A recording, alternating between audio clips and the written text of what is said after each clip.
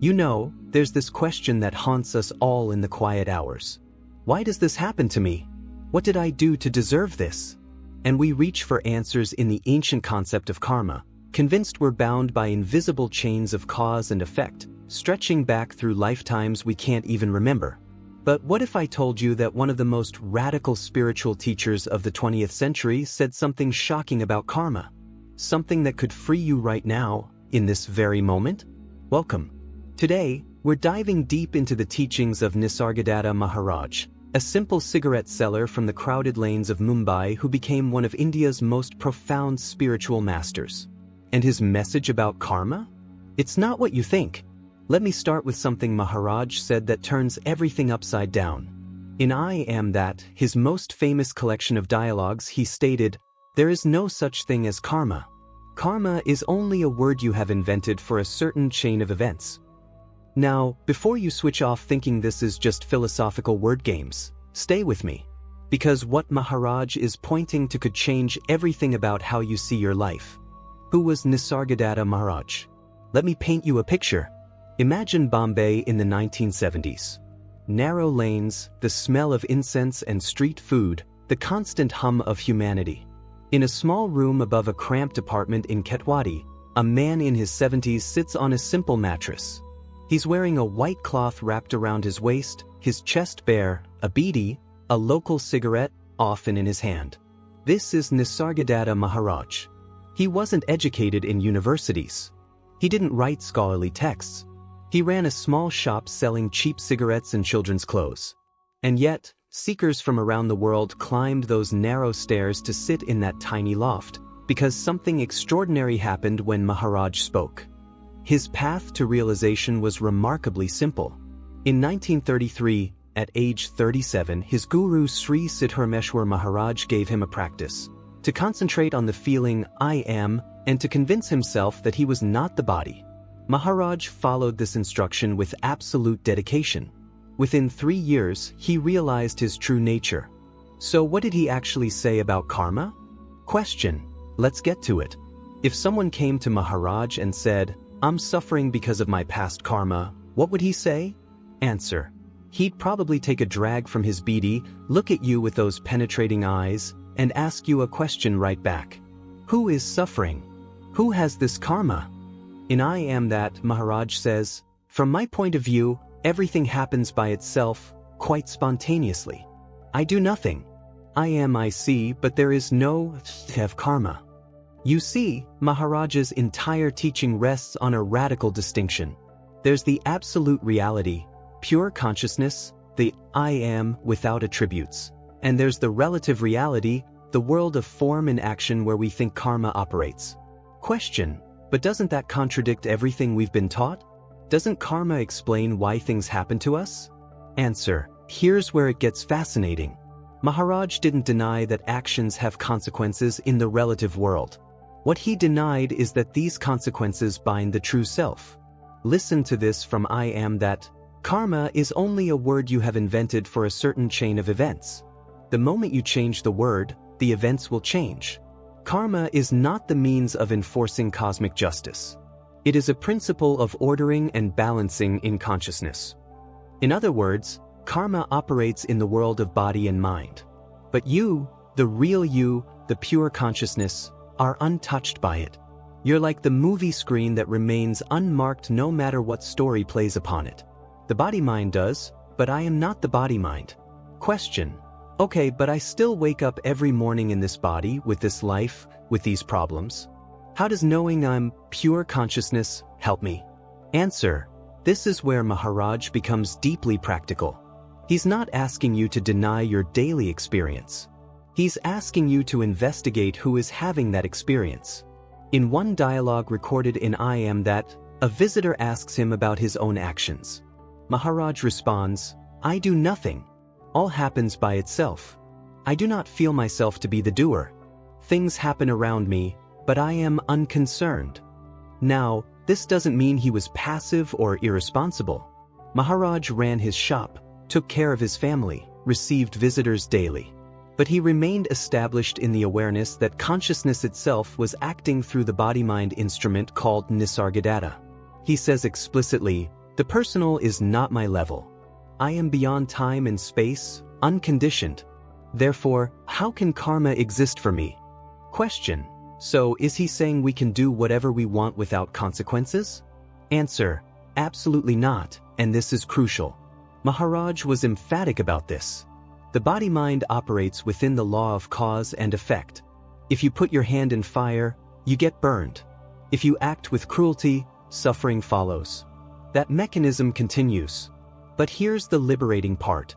When you realize your true nature, you're no longer identified with the doer.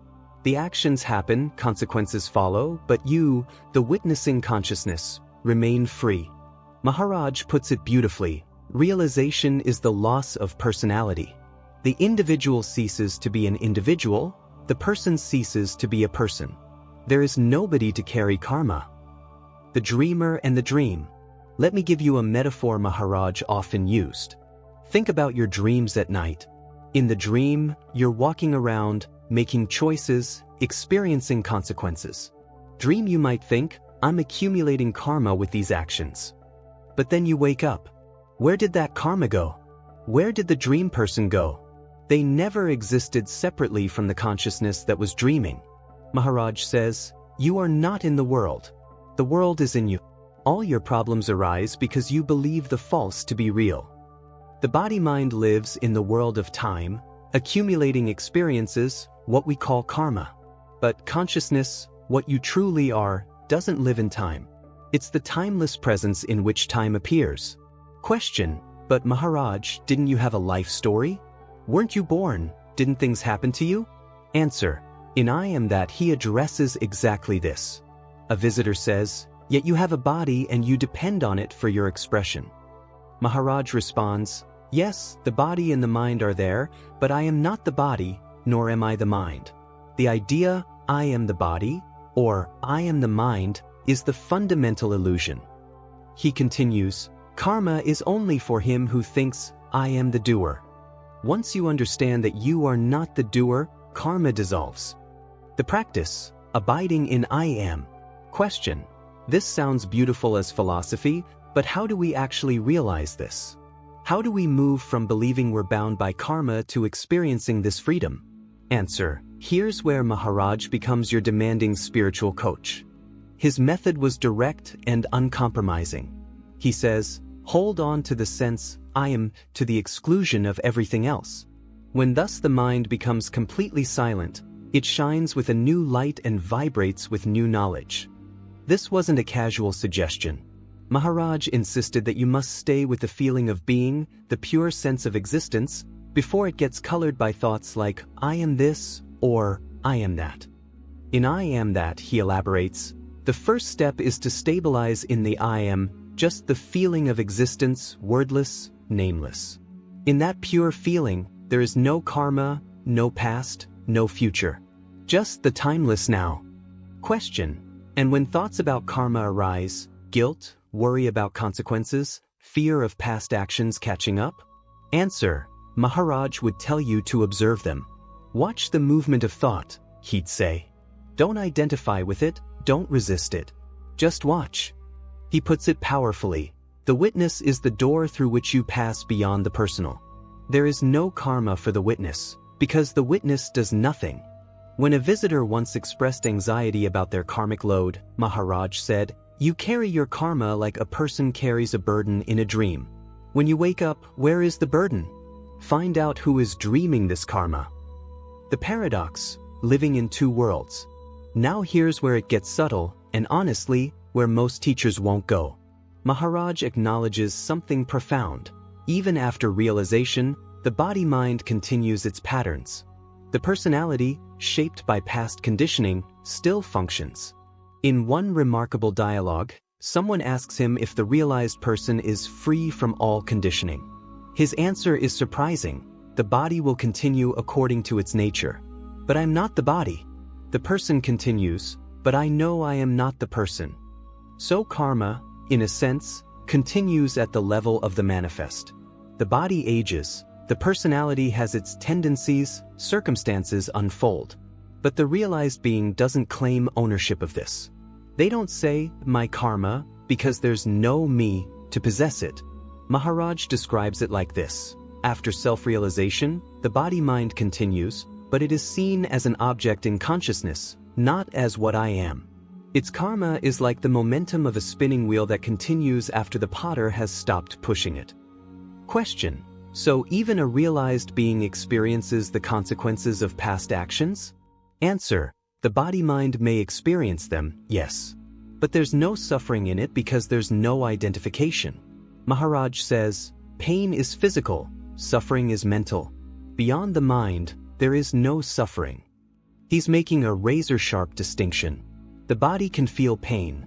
Maharaj himself suffered from throat cancer in his final years. But suffering requires a me who resists the pain, who creates a story about it, who carries it into past and future. Without that identification, what we call karma loses its grip. The ultimate freedom. Let me share with you one of the most powerful statements Maharaj made about karma. A visitor was worried about the consequences of their actions, the weight of their past. Maharaj looked at them and said, "You are not responsible for what you are, nor are you responsible for what happens to you. You are not the body, nor the mind." When this is understood, karma becomes irrelevant. But then he added something crucial. Yet while you believe yourself to be a person, the law of karma will seem very real to you. It is the price of identification. Do you hear what he's saying? Karma isn't some cosmic law written in the stars. It's the natural consequence of believing yourself to be a separate individual moving through time. The moment that belief is seen through, karma's hold is broken. In I Am That, Maharaj states, there is no such thing as a person. There are only restrictions and limitations. The sum total of these defines the person. You think you are the person, but in reality, you are the pure witness. Question: but Maharaj, if I'm not responsible, can't that lead to carelessness or even cruelty? Answer: this question came up constantly, and Maharaj never dodged it. He'd say, when you know yourself as beyond the personal, love and compassion flow naturally. It is the person, the ego, that is cruel. The self is only love. He explains that fear of consequences is what keeps the ego in check, but that's a primitive level. True ethical behavior comes from understanding that hurting another is hurting yourself, because at the deepest level, there is no other. The realized person acts spontaneously, but their actions are aligned with the universal good because they no longer see themselves as separate from the whole. Dealing with guilt and regret. Question: what about guilt? Many people carry tremendous guilt about past actions. How did Maharaj address this? Answer: with characteristic directness. A visitor once came to him burdened with guilt over their past. Maharaj said, "Who did those actions? Find out who is guilty, and you will find nobody." But he wasn't being flippant. He continued, "The person you were no longer exists. That person existed in time, in a particular set of circumstances. You are not that person. You are the timeless consciousness witnessing the memory of those actions." He'd often say, repent, but don't regret. Learn from the past, but don't carry it. The past is finished. Only the present is real. In one powerful teaching from I Am That, he says, forget about karma. Karma is concerned with the past. Be concerned with the present. Realize what you are now, and the past will take care of itself. The practical application. Question: okay, so for someone listening to this, someone dealing with difficulties in life, someone wondering if they're paying for past mistakes, what would Maharaj tell them to do right now? Answer: first, he'd tell them to stop complicating things. Maharaj's teaching is radically simple. Not easy, but simple. He says, instead of asking, what did I do to deserve this? Ask, who is asking this question? Turn your attention from the content of experience to the witness of experience. Practical steps from Maharaj's teaching. 1. Throughout your day, pause and ask, am I aware? Notice the simple fact of awareness itself. Not awareness of something, just the bare fact that awareness is present. 2. When thoughts about karma, about deserving, about past or future arise, don't fight them, but also don't follow them. Watch them arise and pass in the space of awareness, like clouds in the sky. 3. sit quietly every day and hold on to the feeling I am. Not I am this or I am that. Just the wordless feeling of being, of existing. Maharaj says this is the key that unlocks everything. 4. Question your identities. Whenever you think, I am a person who has this karma, ask, am I? Or am I the awareness watching this thought? Maharaj puts it powerfully, wisdom is knowing I am nothing. Love is knowing I am everything. Between the two, my life moves. The freedom that was always there. Here's the beautiful, frustrating, liberating truth that Nisargadatta Maharaj kept pointing to in every dialogue. You are already free. You are never bound. Karma is something that happens to an imaginary entity, the separate self. In one of his most direct statements, he says, you are not what you take yourself to be. Find out what you are. Watch the sense, I am, find your real self and all else will come with it. And about karma specifically, when you realize that you are not the person, but the pure and calm witness, the eternal in the ever-changing, then you will be happy. You will cease to have karma. A visitor once asked him, when will I be free from my karma? Maharaj responded, you are already free. It is only your belief that you are bound that creates the bondage. Give up this belief and you are free this very instant. The final teaching. In his last years, as cancer consumed his body, Maharaj continued teaching. Someone asked him if he was experiencing the karma of his body. He laughed, that characteristic laugh of his, and said, the body has its destinies. But I'm not the body. I am prior to the body. Whatever happens to the body is irrelevant to what I am.